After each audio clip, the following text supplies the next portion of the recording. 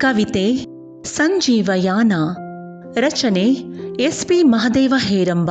ಗ್ರಂಥಪಾಲಕರು MES college, Malleshwaram, Bengaluru. ವಾಚನ ಪದ್ಮವೇಣಿ. ಸಂಜೀವಯಾನ.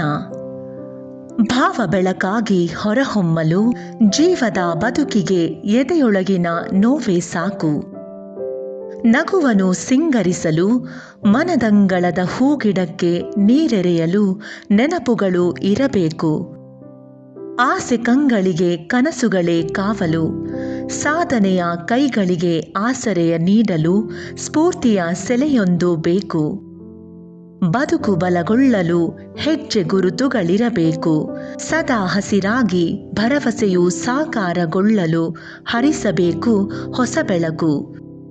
ನೊಂದ ಮನಸ್ಸು ಕೊಂದ ಕನಸು ಮತ್ತೆ ಚಿಗುರೊಡೆದು ಗುರಿಯೆಡೆಗೆ ಸಾಗಲು ಒಡಲೊಳಗಿನ ಕಿಡಿಯೊಂದು ಸೋಕಬೇಕು.